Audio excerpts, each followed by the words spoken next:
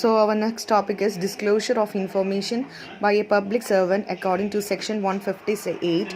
Following are the relevant provisions regarding disclosure of information by a public servant. അപ്പോൾ public സെർവൻറ്റിനെ സംബന്ധിച്ചിടത്തോളം ചില disclosure of informations ഒക്കെ നടത്തേണ്ടതായിട്ട് വരും. അപ്പോൾ അതിനോട് റിലേറ്റഡ് ആയിട്ടുള്ള പ്രൊവിഷൻസ് ആണ് നോക്കാൻ പോകുന്നത്. First one is particulars contained in any statement made, returns furnished or accounts or documents produced in accordance with the act or any record of the evidence given in the course of any proceedings under the act or in record of the proceedings under the act shall not be disclosed. അപ്പോൾ എന്തെങ്കിലും particulars contain ചെയ്യോ അല്ലെങ്കിൽ returns furnish ചെയ്തതിനെ കുറിച്ചോ അല്ലെങ്കിൽ documents act അനുസരിച്ചോ അല്ലെങ്കിൽ മറ്റ് criminal കോർട്ടിൻ്റെ proceedings അനുസരിച്ചിട്ടുള്ള റെക്കോർഡ്സും മറ്റു കാര്യങ്ങളൊന്നും തന്നെ ഡിസ്ക്ലോസ് ചെയ്യാനായിട്ട് പാടുള്ളതല്ല public സർവൻറ്റ്സ്. No court shall require any officer appointed or authorized under the Act to produce before it or to give evidence before it respect of particulars mentioned in one above. അപ്പോൾ ഒരു കോർട്ടും ഒരു ഓഫീസറിനെ appoint ചെയ്യുകയോ അല്ലെങ്കിൽ authorise ചെയ്യുകയോ ചെയ്തിട്ടില്ല. കാരണം evidence ആണ്. ആ എവിഡൻസ് നേരത്തെ പറഞ്ഞിരിക്കുന്ന ആ ഒരു പബ്ലിക് സർവൻറ്റ് ഡിസ്ക്ലോസ് ചെയ്യാനായിട്ട് പാടില്ല. Then the restriction on disclosure of information is not applicable in the following cases. അപ്പോൾ ഈ പറയുന്ന ഡിസ്ക്ലോഷർ ഓഫ് ഇൻഫോർമേഷൻ എന്ന് പറയുന്ന ഈ ഒരു മാറ്റർ ഈ താഴെ പറയുന്ന കാര്യങ്ങളിലൊന്നും ആപ്ലിക്കബിൾ അല്ല. അത് ഏതൊക്കെയാണെന്ന് നോക്കാം. Any particulars in the respect of any statement, returns, accounts, documents, evident, affidavit or disposition of the purpose of any prosecution under the Indian Penal Code or Prevention of Corruption Act 1988 or any other law for the time being in force. അപ്പോൾ ഇത്തരത്തിലൊരു സ്റ്റേറ്റ്മെൻറ്റോ റിട്ടേൺസോ അക്കൗണ്ട്സോ ഡോക്യുമെൻറ്റ്സോ എവിഡൻസോ മറ്റേതെങ്കിലും കാര്യമോ ഒരു Indian penal code അല്ലെങ്കിൽ prevention of corruption act പ്രകാരം അതിൻ്റെ disclosure അത്യാവശ്യമാണെങ്കിൽ ആ ഒരു ലോ അനുസരിച്ച് നമുക്ക് എന്ത് ചെയ്യാം, ഡിസ്ക്ലോഷർ നടത്താവുന്നതാണ്. Any particulars to the central government or state government or any person acting in implementation of act for the purpose of carrying out the objects of the act. Central government അല്ലെങ്കിൽ state ഗവൺമെൻറ്റോ അല്ലെങ്കിൽ മറ്റേതെങ്കിലും ആക്റ്റോ പെർട്ടിക്കുലേഴ്സോ പ്രകാരം എന്ത് ചെയ്യാം, central ഗവൺമെൻറ്റിൻ്റെയോ state ഗവൺമെൻറ്റിൻ്റെയോ അല്ലെങ്കിൽ അതിനോട് act നടപ്പിലാക്കാനായിട്ട് implement ചെയ്യുന്ന ആ വ്യക്തിക്ക് ഒബ്ജക്ട്സ് ആ ആക്ട് അനുസരിച്ച് ഇത്തരത്തിലൊരു ഡിസ്ക്ലോഷർ നടത്താവുന്നതാണ്. ഇനി ലോഫുൾ നിയമപരമായിട്ടുള്ള കാര്യങ്ങൾ അല്ലെങ്കിൽ പ്രോസസ്സ് ഒക്കെ നടപ്പിലാക്കാനായിട്ട് ഇതിൻ്റെ ഡിസ്ക്ലോഷർ അത്യാവശ്യമാണെങ്കിൽ അത്തരത്തിലൊരു ഡിസ്ക്ലോഷർ നടത്താവുന്നതാണ് on demand. Then any particulars to a civil court in any suit or proceedings to which government or any authority under the act is partly, or any particulars to an officer appointed for the purpose of audit of the receipts or refunds of the tax imposed on act. അപ്പോൾ civil court അല്ലെങ്കിൽ ഒരു കേസിൻ്റെ ഭാഗമായിട്ടോ അല്ലെങ്കിൽ government അതോറിറ്റിയുടെ ഭാഗമായിട്ടൊക്കെ particulars ചെയ്യാനാണെങ്കിൽ അത്, അല്ലെങ്കിൽ officer appoint ചെയ്യുമ്പോൾ പെർട്ടിക്കുലേഴ്സ് ഓഡിറ്റിൻ്റെ ഭാഗമായിട്ട് റീഫണ്ടിൻ്റെ ഭാഗമായിട്ടൊക്കെ ഡിസ്ക്ലോഷർ നടത്താവുന്നതാണ്. അതുപോലെ തന്നെ ഇൻക്വയറി, സർട്ടൻ ലോ നിയമപരമായിട്ടുള്ള ഇൻക്വയറി, നിയമത്തിൻ്റെ പരമായിട്ടുള്ള ഇൻക്വയറിയുടെ ഭാഗമായിട്ട് ഡിസ്ക്ലോഷർ ഓഫ് ഫാക്ട്സ് നടത്താവുന്നതാണ്. ഇത്തരത്തിലൊരു ഇൻഫോർമേഷൻസ് കൊടുക്കാവുന്നതാണ്.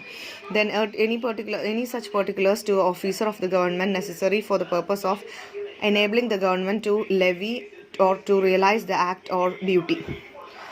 ഏത് പർട്ടിക്കുലേഴ്സ് അല്ലെങ്കിൽ ഓഫീസേഴ്സ് ഗവൺമെൻറ് ലെവി ചെയ്യുന്ന അല്ലെങ്കിൽ റിലൈസ് ചെയ്യുന്ന ടാക്സോ അങ്ങനെയുള്ള കാര്യങ്ങൾക്കൊക്കെ വേണ്ടിയിട്ട് ഓഫീസേഴ്സിന് ഗവൺമെൻറ് എനേബിൾ ചെയ്യുന്ന ഓഫീസേഴ്സിന് ഇത്തരത്തിലൊരു ഡിസ്ക്ലോഷർ നടത്താവുന്നതാണ്. എനി പെർട്ടിക്കുലേഴ്സ് ഡിസ്ക്ലോഷർ ഒക്കേഷണലായിട്ട് പബ്ലിക് സർവൻ്റ് എന്ന നിലയിൽ ലോഫുള്ളായിട്ട് നിയമപരമായിട്ട് എക്സസൈസ് ചെയ്യാൻ വേണ്ടിയിട്ട് അല്ലെങ്കിൽ സ്റ്റാറ്റ്യൂട്ടറി അതോറിറ്റി അല്ലെങ്കിൽ പവേഴ്സ് അനുസരിച്ച് പെർട്ടിക്കുലേഴ്സ് ഡിസ്ക്ലോഷർ ചെയ്യാവുന്നതാണ് ഒക്കേഷണലി. അതുപോലെ തന്നെ ഇൻക്വയറിയുടെ ഭാഗമായിട്ട് അല്ലെങ്കിൽ ഒരു മിസ്കണ്ടക്റ്റ് എന്തെങ്കിലും ഉണ്ടായിട്ടുണ്ട് എന്നതിൻ്റെ എതിരായിട്ട് ഒരു അഡ്വക്കേറ്റിനോടോ അല്ലെങ്കിൽ ഒരു ടാക്സ് പ്രാക്ടീസിനറോടോ അല്ലെങ്കിൽ ഒരു കോസ്റ്റ് അക്കൗണ്ടിനോടോ അല്ലെങ്കിൽ ഒരു ചാർട്ടേഡ് അക്കൗണ്ടിനോടോ അല്ലെങ്കിൽ ഏതെങ്കിലും ഒരു കമ്പനി സെക്രട്ടറി ഇങ്ങനെയുള്ള ആളുകളോടൊക്കെ ഈ ഡിസ്ക്ലോഷർ നടത്താവുന്നതാണ്. അതുപോലെ ഏജൻസി അപ്പോയിൻറ്റ് ചെയ്തിരിക്കുന്ന വ്യക്തിയാണെങ്കിൽ ഡാറ്റ അനുസരിച്ച് അതിനനുസരിച്ചുള്ള അപ്ഗ്രഡേഷൻ അതുപോലെ ഏജൻസി ഡിസ്ക്ലോഷർ ചെയ്യാവുന്നതാണ് ഇത്തരത്തിലുള്ള ഏജൻസി അപ്പോയിൻറ്റ് ചെയ്തിട്ടുണ്ടെങ്കിൽ അത്തരത്തിൽ ഓട്ടോമേറ്റഡ് സിസ്റ്റം യൂസ് ചെയ്തുകൊണ്ട് ഡിസ്ക്ലോഷർ നടത്താവുന്നതാണ്. അതുപോലെ തന്നെ ഗവൺമെൻറ് നെസസറി ആയിട്ട് ചില പർപ്പസിന് വേണ്ടിയിട്ട് അതാത് സമയങ്ങളിൽ ഇത്തരത്തിലൊരു ഡിസ്ക്ലോഷർ ആവശ്യപ്പെടുകയാണെങ്കിൽ അപ്പോഴും ഡിസ്ക്ലോഷർ നടത്താവുന്നതാണ്. ഇനി എന്തെങ്കിലും ടാക്സബിൾ പേഴ്സൺ അല്ലെങ്കിൽ ടാക്സോ ക്ലാസ് ഓഫ് ട്രാൻസാക്ഷൻ പബ്ലിക്കേഷൻ്റെ ഭാഗമായിട്ട് അത് കമ്മീഷണറിൻ്റെ നിർദ്ദേശപ്രകാരം പബ്ലിക് ഇൻട്രസ്റ്റിന് വേണ്ടി പബ്ലിഷ് ചെയ്യാനാണെങ്കിലും അത്തരത്തിലൊരു ഇൻഫോർമേഷൻ ഡിസ്ക്ലോഷർ ചെയ്യാവുന്നതാണ്. Next is publication of information in respect of persons. Section 159. If the commissioner or any other officer authorized by him in the behalf of his opinion that it is necessary or expedient in the public interest to publish the name of any person or any particulars relating to any proceedings or prosecution in respect of such person, such information or particulars may be published. അപ്പോൾ publication of in respect of person, ചില ആളുകളുടെ publication of information നടത്താമെന്ന് ഉള്ളത് അത് കമ്മീഷണർക്കോ അല്ലെങ്കിൽ മറ്റ് authorised പേഴ്സൺസിനോ തോന്നുകയാണ്. ഇത്തരത്തിൽ പബ്ലിക് ഇൻട്രസ്റ്റ് അല്ലെങ്കിൽ ജനത്തിൻ്റെ നന്മയ്ക്ക് വേണ്ടിയിട്ട് ഇത്തരത്തിലൊരു പബ്ലിക്കേഷൻ നടത്തുന്നത് നല്ലതെന്ന് തോന്നിക്കഴിഞ്ഞാൽ അത്തരത്തിൽ കമ്മീഷണറുടെ നിർദ്ദേശപ്രകാരം പബ്ലിഷ് നടത്താവുന്നതാണ്. No publication shall be made in relating to penalty imposed. ഇനി പെനാൽറ്റി ഇമ്പോസ് ചെയ്തതിനെക്കുറിച്ചുള്ള യാതൊരുവിധ പബ്ലിക്കേഷൻസും നടത്താനായിട്ട് പാടില്ല. അതുപോലെ തന്നെ അപ്പീൽ നടന്നുകൊണ്ടിരിക്കുന്ന ഹൈക്കോർട്ടിലോ അല്ലെങ്കിൽ അപ്പീറ്റൽ അതോറിറ്റിയിലൊക്കെ ഇതുപോലുള്ള പ്രൊസീഡിങ്സ് നടക്കുമ്പോൾ ഇത്തരത്തിൽ നമ്മൾ പബ്ലിക്കേഷൻ നടത്താനായിട്ട് സാധിക്കുന്നതല്ല. In case of firm, company, association of persons, names of partners, firm directors, managing agents, servants, treasurers, managers of the company or the members of the association, members of association as may be or may be published if the opinion of the commissioner or any other officer authorized by him in the behalf the circumstances case justified.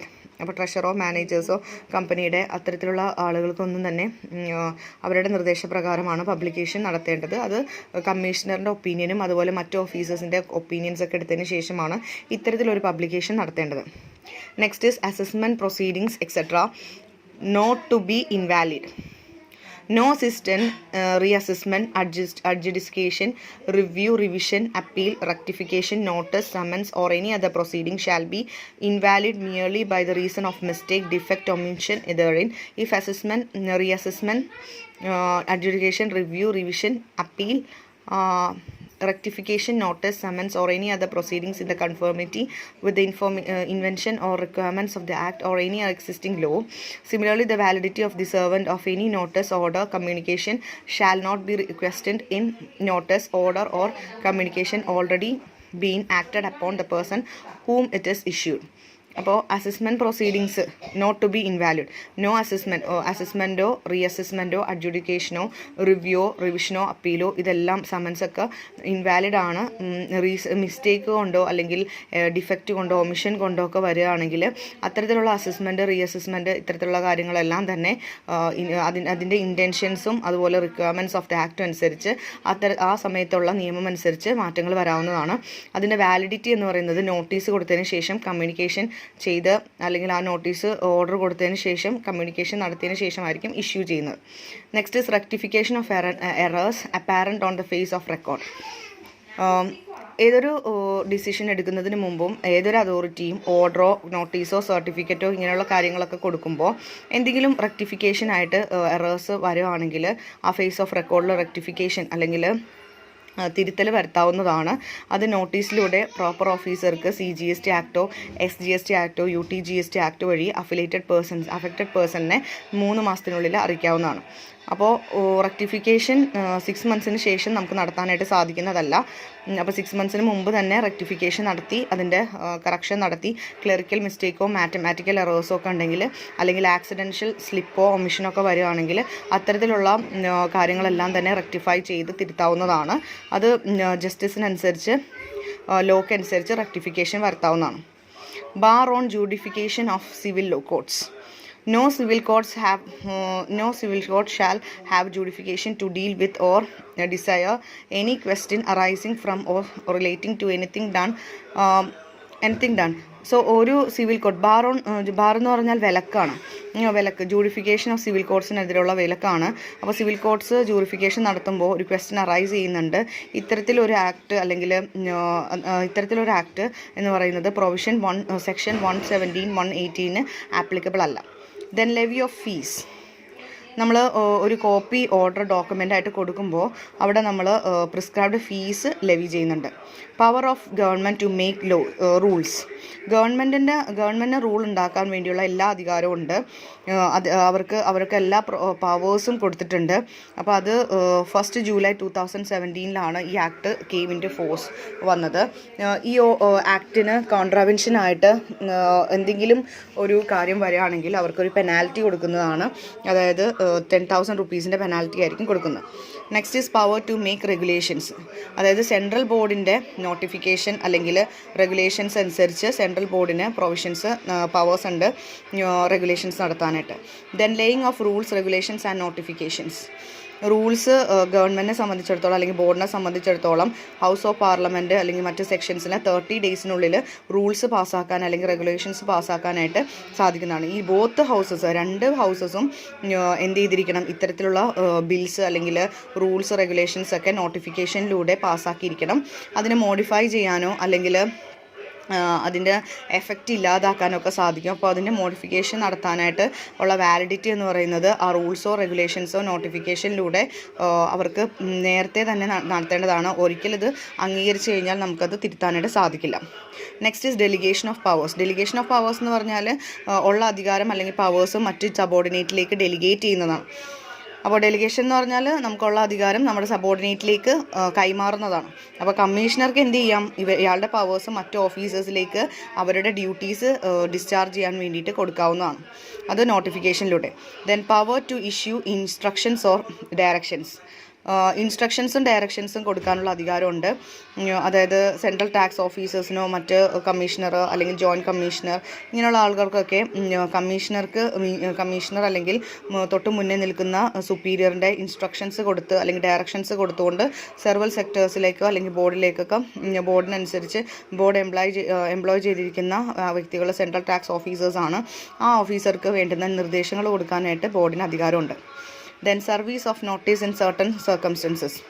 Notice നമുക്കറിയാം, എല്ലാ സാഹചര്യത്തിലും നമ്മൾ tax പേയേഴ്സിനെ കാര്യങ്ങൾ അറിയിക്കുന്നത് നോട്ടീസിലൂടെയാണ്, പലതരത്തിലുള്ള നോട്ടീസിലൂടെയാണ്.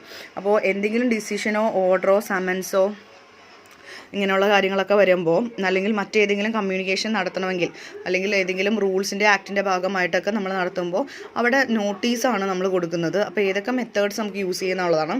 By giving or tendering it directly by the messenger including the courier to the addressee or taxable person or to his manager to the authorised representative or an advocate or tax practitioner holding authority to appear in the proceedings on behalf of the taxable person to the person regulating employed by him in connection with the business or adult member of the family residing with the taxable person.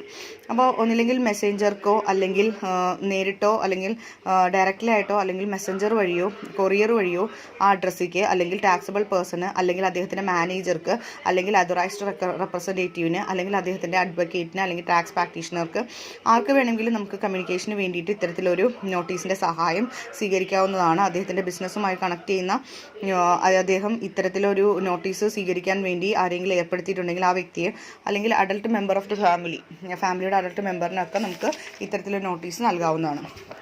Next is registered post വഴിയോ speed post വഴിയോ അല്ലെങ്കിൽ courier വഴിയോ ആണ് ഇത്തരത്തിലൊരു acknowledgement കൊടുക്കേണ്ടത്.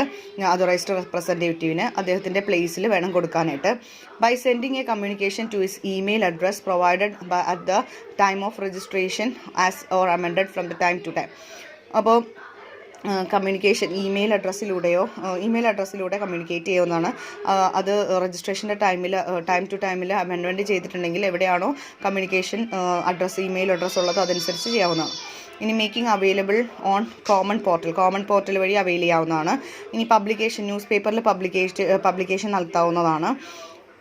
അതുപോലെ തന്നെ if none of the modes affairs practicable, ഇത്തരത്തിലുള്ള ഒരു മോഡ്സും പ്രാക്ടിക്കബിൾ അല്ല എങ്കിൽ ഏത് ബിസിനസ് പ്ലേസ് അല്ലെങ്കിൽ റെസിഡൻസ് എവിടെയാണോ ആ റെസിഡൻസിന് അനുസരിച്ച് സമൻസ് ഓർഡേഴ്സ് കൊടുക്കാവുന്നതാണ്.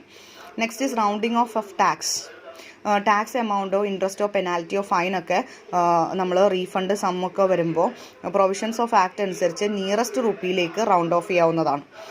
അത് 50 പൈസയിൽ താഴെ വരുന്നത് ഇഗ്നോർ ചെയ്യാവുന്നതാണ്. 50 പൈസയിൽ മേളിൽ വരുന്നത് 1 റുപ്പിയിലേക്ക് റൗണ്ട് ഓഫ് ചെയ്യാവുന്നതാണ്. Next is anti profiting. Anti profiting എന്ന് പറയുമ്പോൾ ആൻറ്റി പ്രോഫിറ്റിംഗ് മെഷേഴ്സ് ആണ്. ആൻറ്റി പ്രോഫിറ്റിംഗ് മെഷേഴ്സ് എന്ന് പറഞ്ഞാൽ ആൻറ്റി പ്രോഫിറ്റിംഗ് എന്ന് പറയുമ്പോൾ കൊള്ള ലാഭം, പ്രോഫിറ്റിംഗ് എന്ന് പറയുന്നത് കൊള്ള ലാഭം ഉണ്ടാക്കലാണ്. അതിനെതിരായിട്ടുള്ള മെഷേഴ്സ് എന്തൊക്കെയാണ് ഗവൺമെൻറ് സ്വീകരിച്ചിട്ടുള്ളത് അല്ലെങ്കിൽ ഗുഡ്സ് ആൻഡ് സർവീസ് ടാക്സ് സ്വീകരിച്ചിട്ടുള്ളതെന്നുള്ളതാണ്. പ്രൈസുകൾ, കസ്റ്റമേഴ്സിന് ഒരുപാട് പ്രൈസ് പ്രശ്നങ്ങൾ അല്ലെങ്കിൽ കൊള്ള ലാഭം ഉണ്ടാക്കാൻ വേണ്ടി ഈ ഗുഡ്സിൻ്റെ പ്രൈസുകൾ വളരെയധികം കൂട്ടുന്നതിൽ കസ്റ്റമേഴ്സിനെ രക്ഷിക്കാൻ വേണ്ടിയിട്ടുള്ള ചില നടപടികൾ അല്ലെങ്കിൽ ചില ക്ലോസുകൾ എന്തൊക്കെയാണെന്നുള്ളതാണ്. Reduction in rate of tax rate കുറച്ചാൽ തന്നെ അവിടെ കൺസ്യൂമേഴ്സിന് പ്രൈസ് കുറക്കാനായിട്ട് സാധിക്കും. അപ്പോൾ റെസിപ്പിയൻറ്റിന് പ്രൈസുകൾ കുറക്കാൻ വേണ്ടി ടാക്സ് റേറ്റ് കുറക്കാനുള്ള നിർദ്ദേശം കൊടുത്തിട്ടുണ്ട്. അതുപോലെ central government recommendation of council വഴിയായിട്ട് അതോറിറ്റിക്ക് എന്ത് ചെയ്യാനായിട്ട് ഇൻപുട്ട് ടാക്സ് ക്രെഡിറ്റ് അവെയിൽ ചെയ്യാനായിട്ട് കൊടുക്കാവുന്നതാണ്. അത്തരത്തിൽ അവെയിൽ ചെയ്യുമ്പോൾ ആൻറ്റി പ്രോഫിറ്റിംഗ് എന്നുള്ള ആ ഒരു കൊള്ള ലാഭം ഉണ്ടാക്കാനുള്ള ആ കൺസ്യൂമേഴ്സിൻ്റെ ഭാഗത്തുനിന്നുള്ള പ്രഷേഴ്സൊക്കെ കുറക്കാനായിട്ട് സാധിക്കുന്നുണ്ട്. ദ ആൻറ്റി പ്രോഫിറ്റിംഗ് മെഷേഴ്സ് എന്ന് പറയുന്നത് GSTയിൽ വളരെയധികം ഇമ്പോർട്ടൻസ് ഉള്ളതാണ്. നാഷണൽ ആൻറ്റി പ്രോഫിറ്റിംഗ് അതോറിറ്റിയാണ്. അപ്പോൾ ഇതിന് വേണ്ടിയിട്ട് ഒരു GST ലോ നമ്മൾ ഇൻസ്റ്റിറ്റ്യൂഷണൽ ഫ്രെയിംവർക്ക് തയ്യാറാക്കിയിട്ടുണ്ട്. അതെന്ന് പറയുന്നത് ആ ഇൻസ്റ്റിറ്റ്യൂഷണൽ ഫ്രെയിംവർക്കിലുള്ളത് നാഷണൽ ആൻറ്റി പ്രോഫിറ്റിംഗ് അതോറിറ്റിയാണുള്ളത്. അവിടെ ഒരു സ്റ്റാൻഡിംഗ് കമ്മിറ്റി ഉണ്ട്, സ്ക്രീനിങ് കമ്മിറ്റി ഉണ്ട് എല്ലാ സ്റ്റേറ്റിനും. അതുപോലെ ഒരു ഡയറക്ടർ ജനറൽ ഉണ്ട് സേഫ് ഗാർഡ് ചെയ്യാനായിട്ട്, സെൻട്രൽ ബോർഡ് എക്സൈസും കസ്റ്റമേഴ്സിനെയും. അതുപോലെ തന്നെ ഗവൺമെൻറ് ഓഫ് ഇന്ത്യയിൽ കോൺസ്റ്റിറ്റ്യൂട്ട് ചെയ്യുന്ന national anti body authority, that is NAA, that is National Anti-Profiting Authority, to ensure that the benefits of reduction in GST rates വളരെയധികം കൂടാതിരിക്കാൻ വേണ്ടി അത് റിഡ്യൂസ് ചെയ്യാൻ വേണ്ടിയിട്ടൊക്കെയാണ് ഇത്തരത്തിലൊരു കമ്മിറ്റീനെ ഫോമുലേറ്റ് ചെയ്തിരിക്കുന്നത്. അൾട്ടിമേറ്റ് എയിം എന്ന് പറയുന്നത് കൺസ്യൂമേഴ്സിന് ആൻറ്റി പ്രോഫിറ്റിംഗ് അല്ലെങ്കിൽ കൊള്ള ലാഭം മറ്റുള്ളവരുണ്ടാക്കിൽ നിന്ന് കൺസ്യൂമേഴ്സിനെ രക്ഷിക്കാൻ വേണ്ടിയിട്ടാണ് ഇത്തരത്തിലൊരു കാര്യം ചെയ്തിരിക്കുന്നത്. Then removal of difficulties. പലതരം ഡിഫിക്കൽട്ടീസും അറൈസ് ചെയ്യാറുണ്ട് പ്രൊവിഷൻസ് ഓഫ് ആക്ട് അനുസരിച്ച്. അപ്പോൾ ഗവൺമെൻറ് അല്ലെങ്കിൽ കൗൺസിലിൻ്റെ റെക്കമെൻഡേഷൻ അനുസരിച്ച് ഒഫീഷ്യൽ ഗസറ്റിൽ പലതരത്തിലുള്ള സ്പെഷ്യൽ അല്ലെങ്കിൽ ജനറൽ പബ്ലിക്കേഷൻസ് നടത്താറുണ്ട് പ്രൊവിഷൻസിന് ഇത്തരത്തിലുള്ള ഡിഫിക്കൽട്ടീസ് എടുത്തു മാറ്റാൻ വേണ്ടി. അതിൻ്റെ 3 years അതിൻ്റെ ഡേറ്റ് എന്ന് പറയുന്നത്. ആ ഡിഫിക്കൽട്ടീസ് എടുത്തു മാറ്റുന്നത് ഹൗസ് ഓഫ് പാർലമെൻറ്റ് നിർദ്ദേശപ്രകാരം കൂടിയായിരിക്കും, അല്ലെങ്കിൽ അവരുടെ അംഗീകാരം കൂടി ഉണ്ടാവണം. Then amendment of financial act. Amendment എന്ന് പറഞ്ഞിട്ടുണ്ടെങ്കിൽ ഭേദഗതിയാണ്.